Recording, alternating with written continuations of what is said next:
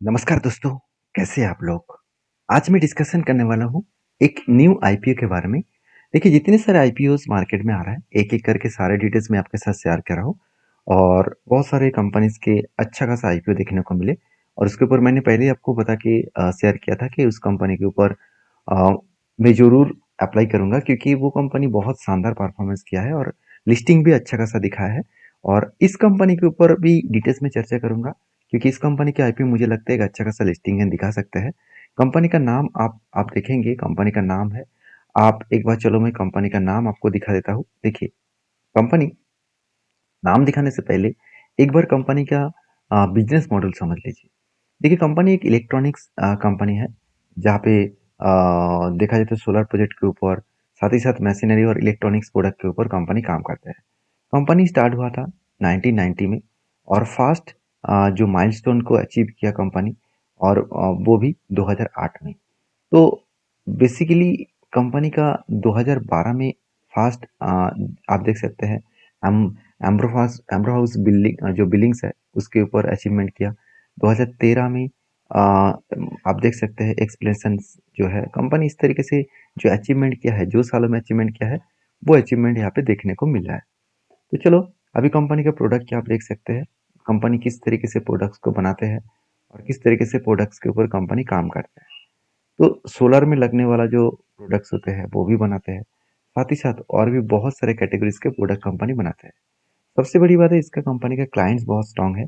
इतने सारे electricity board है इसका क्लाइंट्स है क्योंकि इसका जो प्रोडक्ट्स है इस तरीके से ट्रांसमीटर से लेकर तो ट्रांसफार्मर से लेकर इस तरीके से कैटेगरीज कंपनी बनाते हैं जो इलेक्ट्रिसिटी डिपार्टमेंट में बहुत ज़्यादा जरूरत पड़ता है। देखिए पावर ग्रिड से लेकर रेलवे से लेकर रीन्यू से लेकर जेड सिल्वर से लेकर अदानी से लेकर वेल और आप देख सकते हैं इस तरीके से जितने सारे बड़े से बड़े प्लेयर है इसके क्लाइंट्स हैं बहुत स्ट्रॉन्ग क्लाइंट्स हैं। साथ ही साथ कंपनी सिर्फ इंडिया में नहीं है और ऑल ओवर वर्ल्ड में छाया हुआ है। तो जैसे आप देखेंगे ऑल ओवर इंडिया में यूएसए और साथ ही साथ Europe country Italy Netherland Egypt South Arab मतलब अरबिक साथ ही साथ Kuwait Iraq Iran USA Oman Egypt तो श्रीलंका से लेकर Nepal Bangladesh Thailand Philippines and Malaysia इस तरीके से कंपनी का जो मतलब अलग अलग जगह पे पार्टिसिपेट है अलग अलग जगह पे प्रोडक्ट को बेच रहा है। ये कंपनी की एक स्ट्रेंथ है। तो सचमुच कंपनी का स्ट्रेंथ है क्योंकि फाइनेंशियल डेटा जो आप देखेंगे तो आपको पता चलेगा कि कंपनी कितना स्ट्रेंथ है। तो चलो सबसे पहले कंपनी का नाम देख लेते हैं। कंपनी का नाम आप देख सकते हैं आप देख सकते हैं मंगल इलेक्ट्रिकल इंडस्ट्रीज लिमिटेड जो बेसिकली कंपनी क्या करते हैं। देखिए company engage in the manufacturing the transformer that are issued for the distribution and transmission of electricity in the power sector। तो पावर सेक्टर में जो इलेक्ट्रिसिटी का जरूरत होते हैं उसके जो ट्रांसमिशन के प्रोडक्ट है डिस्ट्रीब्यूशन एंड ट्रांसमिशन के जो प्रोडक्ट है वही कंपनी बनाते हैं। इसके लिए इसके क्लाइंट्स भी सारे के सारे इलेक्ट्रिसिटी मतलब ट्रांसफॉर्म करने वाला कंपनी ही है। The company process transform components including आप देख सकते हैं लेमिनेशन साथ ही साथ सीआर जियो इस तरीके से कैटेगरीज की कंपनी बनाता है।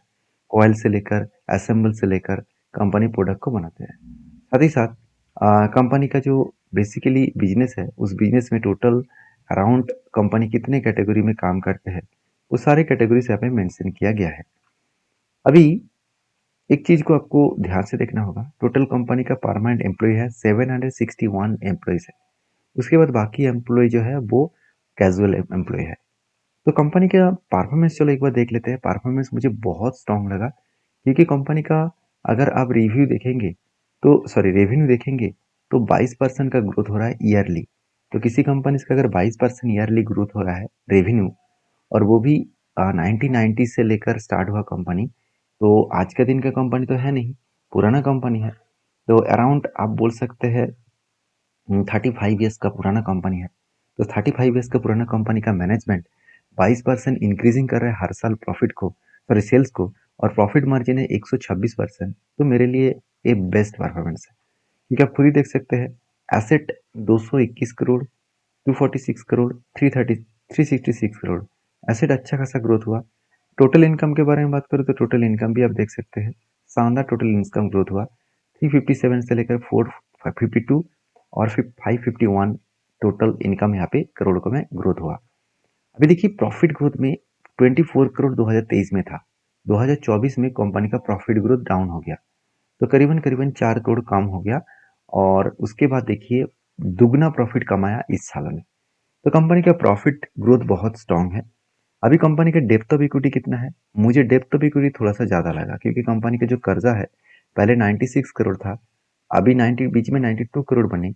अभी इस साल में कंपनी 150 करोड़ के आसपास डेप्थ ले लिया, कर्जा ज़्यादा हो गया। तो कर्जा ज़्यादा होने के कारण प्रॉफिट मार्जिन और भी कम हो गया। अगर कर्जा कम होता तो प्रॉफिट मार्जिन और भी बढ़ जाती। तो कंपनी क्या सचमुच इस डेप्थ को कम करना चाहते हैं? चलो वो भी देखेंगे। उससे पहले देखिए कंपनी का आरओसी एंड आरओई मुझे बेस्ट लगा, क्योंकि 20% से ज़्यादा अगर किसी कंपनी का आरओसी या आरओई देखने को मिलता है तो उस कंपनी का परफॉर्मेंस बहुत अच्छा माना जाता है। अभी ये कंपनी का अर्निंग पर से देखिए 23 रुपीज़, जो इस सेक्टर में जितने सारे कंपनी से उससे कई गुना ज़्यादा है। अगर पी रेशियो को देखो तो 24 मतलब परसेंटेज वाइज 24 रुपीज़ देखने को मिला। तो सॉरी, हाँ 24 रुपीज़ देखने को मिला। बेसिकली पी रेशियो भी कम है। कैसा मुझे पता चला, चलो वो भी मैं आपको दिखा देता हूँ। देखिए इस कंपनी के साथ मैं बाकी 3 कंपनीज को कंपेयर करूंगा जो पहले से मार्केट में लिस्टिंग है। मंगल इलेक्ट्रिकल, उसके बाद देखिए विलास ट्रांसक्रॉप लिमिटेड, साथ ही साथ जया बी मतलब लेमिनेशंस लिमिटेड। ये तीनों कंपनी का अगर अर्निंग पर शेयर देखें तो मंगल का सबसे ज़्यादा है 23, और विकास सॉरी विलास एंड मतलब जय के 12-14% के आसपास है।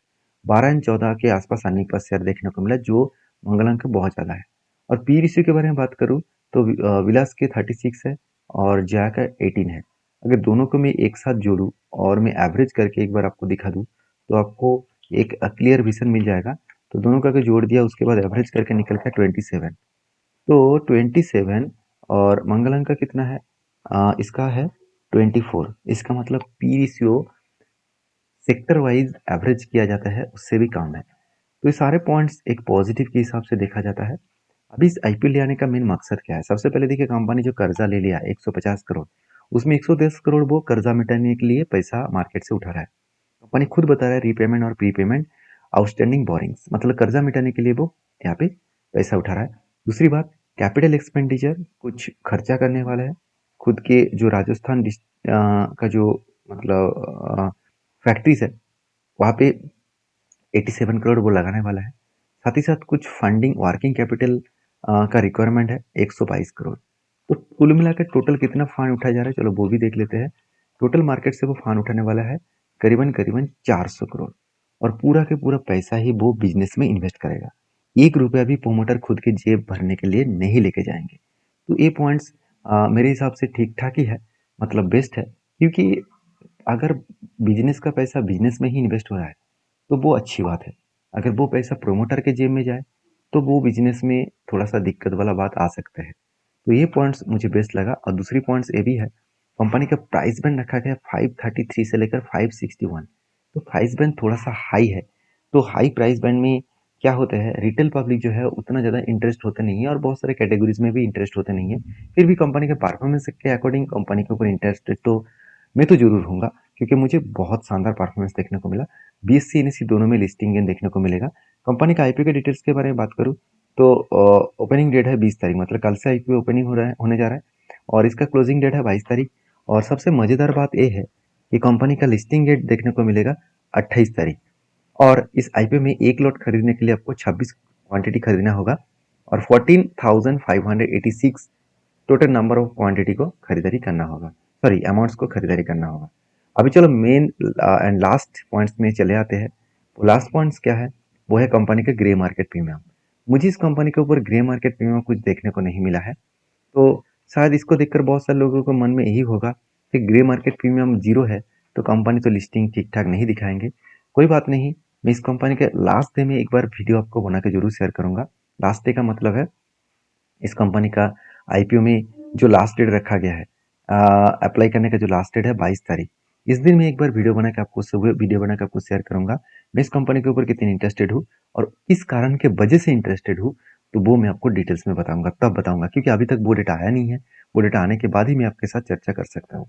तो ओवरऑल मुझे इस कंपनी का परफॉर्मेंस ठीक-ठाक लगा। बाकी देखा जाएगा क्या होने वाला है। तो आप भी मेरे साथ जुड़े रहिए कंटीन्यूअसली अपडेट पाने के लिए। मिलते हैं नेक्स्ट वीडियो में, तब तक के लिए धन्यवाद।